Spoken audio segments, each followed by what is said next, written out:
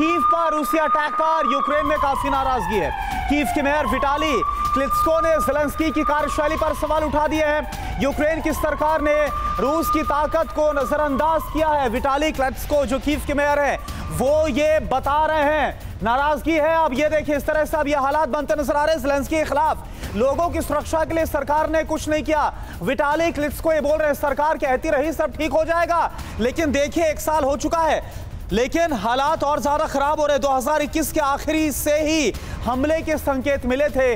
Vitaly क्लित्स्को ये बोल रहे हैं, यानी विटाली सीधे तौर पर कीव के मेयर सीधे तौर पर ज़ेलेंस्की को जिम्मेदार बता रहे हैं जो आज यूक्रेन के हालात है। रूस यूक्रेन वॉर, ज़ेलेंस्की पर अब बड़ा सवाल उठा और सवाल कौन उठा रहे हैं? खुद कीव के मेयर ज़ेलेंस्की पर सवाल क्यों उठ रहा है? अमेरिका के उकसावे में रूस के खिलाफ जंग को छेड़ दिया। अगली बड़ी बात क्या आ रही है? नेटो पर भरोसा किया, नेटो ने जंग में साथ नहीं दिया। ये सिर्फ 10 जर्सी गायों के साथ हर साल 18 लाख कमा रहे हैं।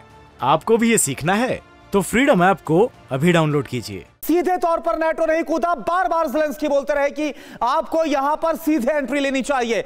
पश्चिम देशों ने भी यूक्रेन को जंग में अकेला छोड़ा है, ये बोल रहे हैं कीव के मेयर। तो ये बड़ी बात। और कौन आया बहकावे में? वो ज़ेलेंस्की आया। और आज जो हालात उसके जिम्मेदार कौन है?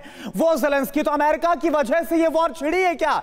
जो कीव के मेयर बोल रहे हैं, यूक्रेन की राजधानी के मेयर, यूक्रेन, अफगानिस्तान, इराक, ये तमाम जो एग्जाम्पल है वो दिए गए। तो आप देखिए जरा, इससे पहले अमेरिका की वजह से कहां पर हालात खराब हुए उन सब का जिक्र, यूक्रेन का तो जिक्र किया गया। इससे पहले Afghanistan, Iraq, Cuba, Czechoslovakia, Vietnam और हंगरी का भी जो जिक्र है वो कीव के मेयर विटाली करते हुए नजर आ रहे हैं। ओपी तिवारी सर, मेरा सवाल आपसे इसी पर ही है कि जो कीव के मेयर ये बोल रहे हैं बहुत बड़ी बात है कि राजधानी और वहां पर लगातार हमला हो रहा है, और वो ये बोल रहे हैं कि अमेरिका ने उकसा दिया, ज़ेलेंस्की ने युद्ध छेड़ लिया और जो पुतिन है उनसे ये इतना बड़ा खतरा मोल ले लिया, और अमेरिका जो डिफेंस के लिए आपको हथियार तो दे रहा है लेकिन जो मदद देनी चाहिए थी वो मदद नहीं दे रहा है।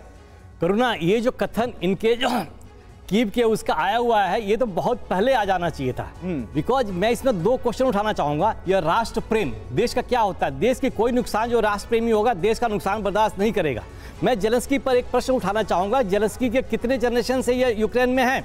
इनको तो उनके प्रति और इनके देश के प्रति कितनी भावना है वो खुद समझते होंगे। ये पहला स्टेटमेंट है। अब मैं श्योर हूं कि नाउ अभी देश में थोड़ी जैसे जितने, यानी आपको लग रहा है सर, ये ओपी तिवारी सर, ये पहला, ये आप सर बड़ी बात बोल रहे हैं, ये पहला स्टेटमेंट है और उसके बाद फॉलोअप में और भी ज़ेलेंस्की के खिलाफ बयान आ सकते हैं। आएंगे, ज़ेलेंस्की को कुर्सी छोड़नी पड़ेगी और निगोशिएशन टेबल पर आएगा। लेकिन ऐसा तो है नहीं कि रशिया के खिलाफ, रशिया के फैसलों को लेकर आवाज नहीं उठी, लेकिन अगर ज़ेलेंस्की के खिलाफ उसके लोग होते हैं, क्या आपको लगता है ये नेगोशिएशन टेबल पर ले जाने के लिए ज़ेलेंस्की पर दबाव डाल दिया जाएगा?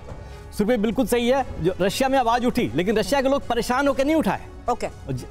यूक्रेन में आवाज उठी बिकॉज यूक्रेन में तबाह हो गए, लोग परेशान है, कुछ नहीं है। तो इनको निगोशिएशन टेबल पर लाने के लिए ये पहली आवाज है। अभी हर कोने से आवाज आएगी ताकि ज़ेलेंस्की, लेकिन सर नेगोशिएशन की आवाज तो पश्चिम से सुनेंगे ना, अमेरिका से। अमेरिका जो बोलेगा वैसे ज़ेलेंस्की करेंगे।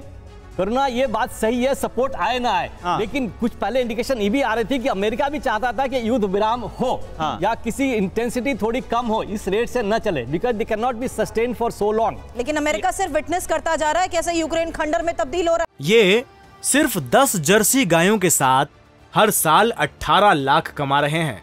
आपको भी ये सीखना है तो फ्रीडम ऐप को अभी डाउनलोड कीजिए।